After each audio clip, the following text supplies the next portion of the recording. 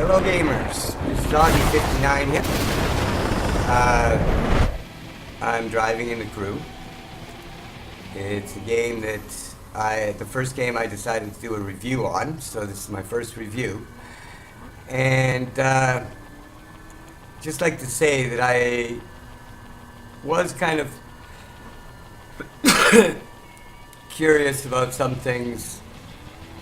When I played the game on the beta, I was happy with it and that, but I played with some other people and they were saying how the map is not super accurate. Well, it's a very, very large map, and you'll see coming up soon, it will be coming up to a satellite station. Okay? At the beginning of the game, you have to find these satellite stations, and they will give you all sorts of information to where you find different challenges, hidden car parts, and different things in the game. It's packed full of all sorts of things to do, even if you just want to drive around. Now, I've always liked driving games. The handling in this game is very well. Different cars have different handling, different weights handle differently to different conditions, different ground conditions, different weather conditions. It has abundance of road and things to do. This is a satellite station. Now these things here show you where events are. They give you data for different things. Landmarks, which earn you some XP points and $2,000 when you get there the first time. There's 242 landmarks. We'll be coming up on one sometime in this video. And there's more than a half a dozen different challenges. And your cars come in, you can have them in all sorts of different classes. There's a street mode, there's for just normal souped up cars and things. And there's also a hidden car part where you get these jalopies or hot rods when you find the parts. I just had to mention that because that was not a hidden car spot. That's just a wreck on the side of the road. Okay, you'll know the hidden car spots when you see them. They'll light up, and there'll be a little sonar thing above the speedometer there. I'm driving the Cadillac because I just got it. I can't see right now. I think it's about 5 miles I've got on it so far. So this is a car that came out today. If you buy the special edition or complete edition, whatever they call it, I got pre-ordered, so I got everything with the pass and everything. The gold edition, I believe they called it, for this game. And you'll get given all sorts of cars. There's 4 car packs that are added, and I'm not 100% sure. I think this Cadillac might have been the last pack. There might be one more pack, but each of the cars that I guess I should have researched it a little bit more before starting the commentary. But each of the cars, well, not each of the cars. There's street, dirt, performance, raid, and circuit.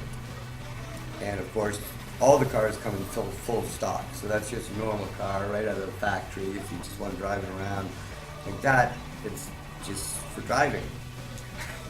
So it gives you lots of options of things you can do. The detail in the game is amazing.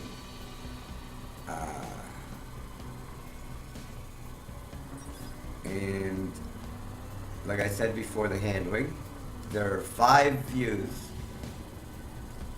You've got a bumper cam, you've got a hood cam, you've got, what you'll see me in most of the time, is the cockpit, and you got 2 chase views. So, however you like driving in a driving game, it gives you a good option.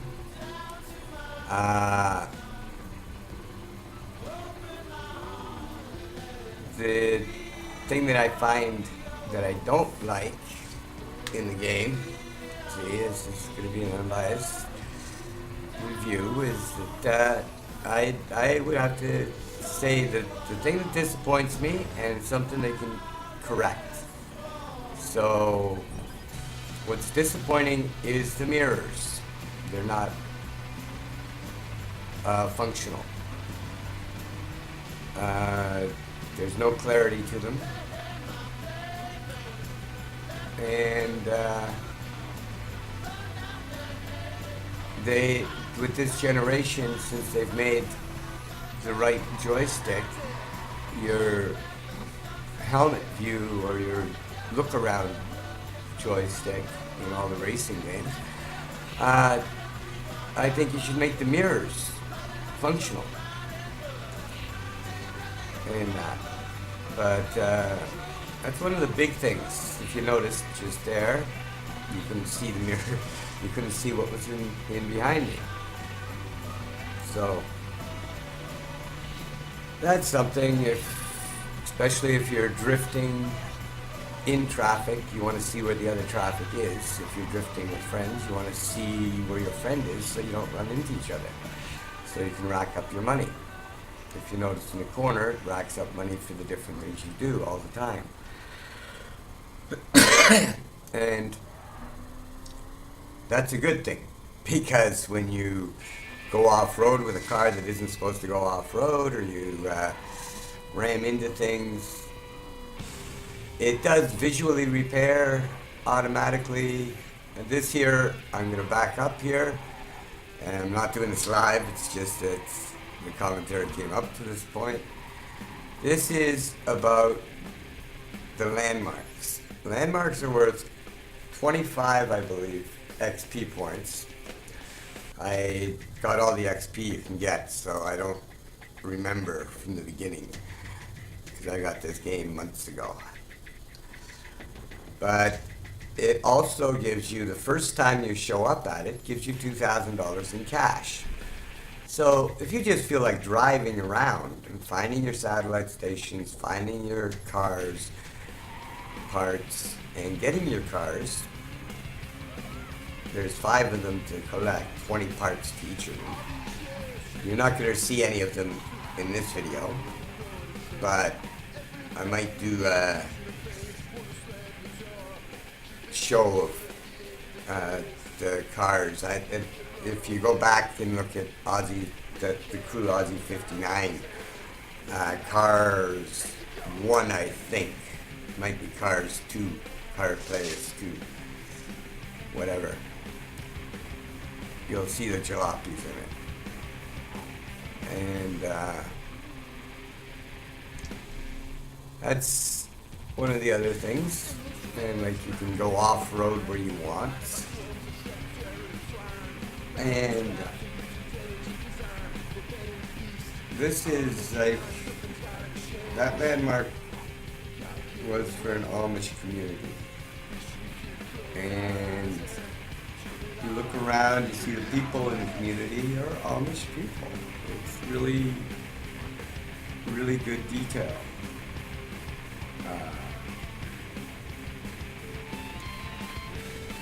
I would have to give this,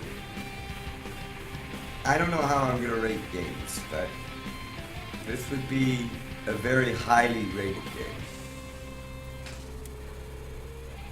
I would say it's the best driving game on this generation to this day that I've played.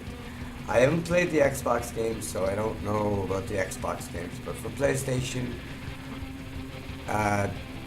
this game is right up there. And ridiculous thing about this game, watch, this is coming up. This is just to show the detail that they put in to making this open world driving game.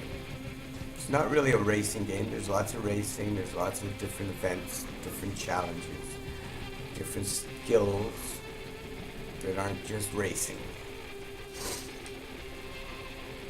Of course, there's races in all the different skills, but because you're always going up against the clock. But the detail that was on that cart, like who would drive up behind, except for me, who's crazy, would drive up behind that to even look at what the detail was like.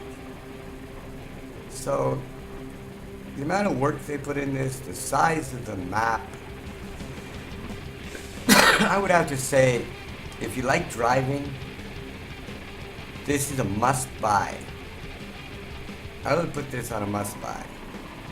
I'm thinking about starting up a buy and don't buy category list, playlist or something, and do that on my reviews. So I would give this a 4 out of 5, at least 4 out of 5, maybe 4.5 out of 5.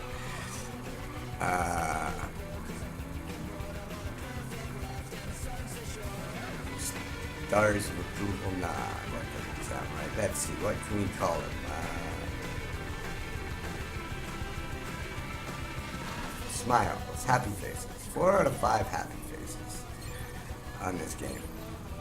Okay, because then we can go 5 sad faces on the other games. That gives me a scale there, okay. So this would be happy faces, 5 happy faces for this game. This is one of the challenges, and each time you better, there's a part given. And if you already own the part, they'll give you money. If you don't own the part, you can equip it to stick it on your car, which brings up the point value and value of the car. If you notice up in the corner beside my name, this car is 700 and something.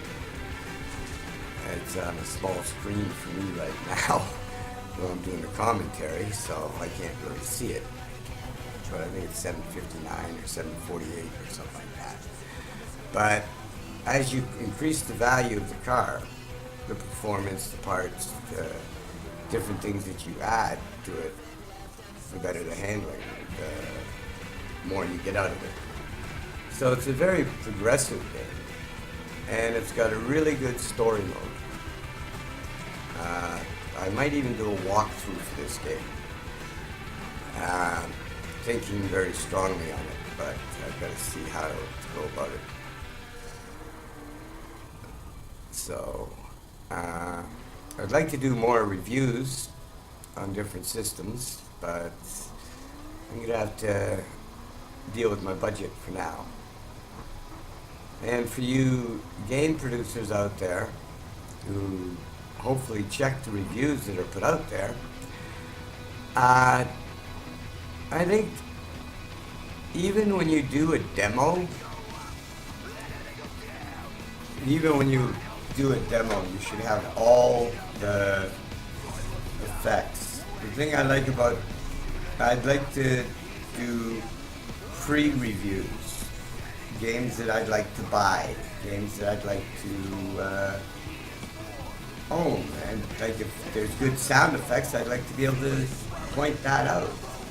And some of them you can't even record on PlayStation. But until later, guys, I'm just going to let you go with that thought. And I hope it's not too interrupted because there was a break for some reason in the thing. So this is the first time I've spliced an add-on commentary. So, till next time, keep gaming. I hope to start the pre-review show shortly. I've done a few demos that I'm going to look at. A couple of the games have already come out. Oh, what? Until next time, keep gaming. Bye.